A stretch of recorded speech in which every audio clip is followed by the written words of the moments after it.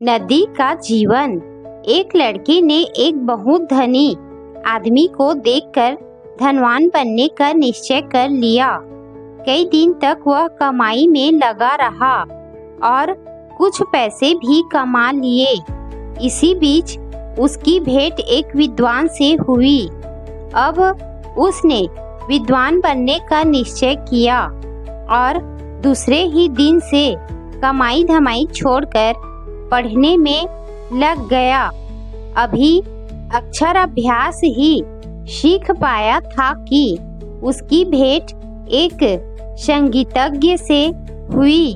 उसे संगीत में अधिक आकर्षण दिखाई दिया, अथवा उसने उसी दिन से पढ़ाई बंद कर दी, संगीत सीखने लगा।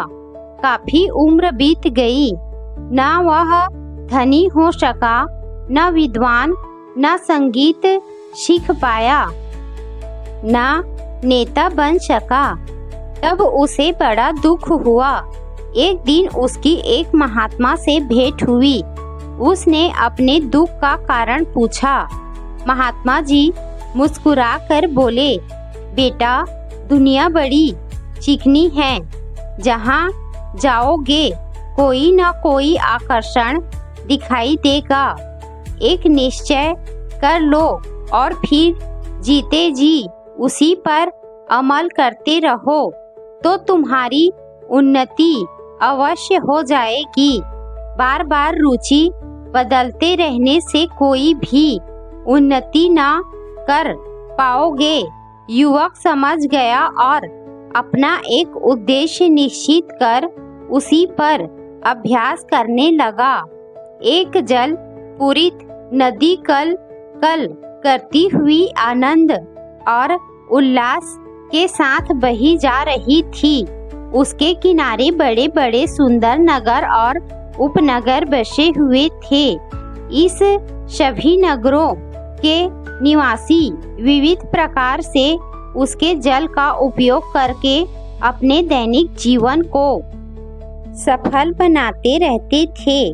पर्वतों से टकराकर नदी का पानी जहाँ ऊपर से नीचे गिरता था, वहाँ एक विशाल विद्युत केंद्र बनाया गया था, जहाँ बिजली का उत्पादन होकर उसमें अनेक प्रकार के यांत्रिक और औद्योगिक कार्यों का संचालन किया जा रहा था। आगे चलकर ऐसी नदी से कुछ नहरें निकाली गई थी। कहीं नावों से इसमें व्यापार करके अपनी जीविका चला रहे थे। ऐसा था इस नदी का जीवन।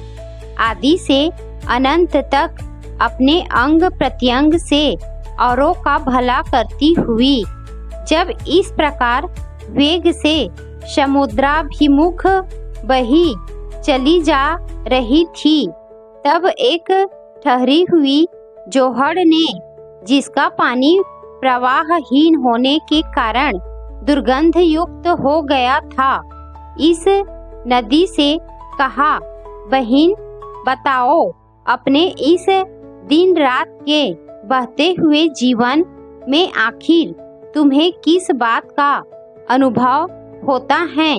तो तुम निरंतर कल कल करती हुई किलोले किया करती हो।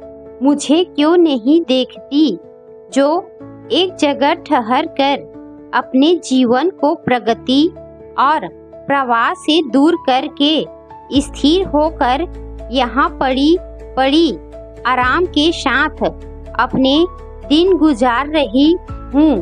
नदी ने जोहड़ से कहा, प्रगति और प्रवाह का पथ अपनाने से ही मेरा अभ्यंतर स्वस्थ और निर्मल बना हुआ है और इसीलिए मेरी हर बूंद का सदुपयोग किया जाता है।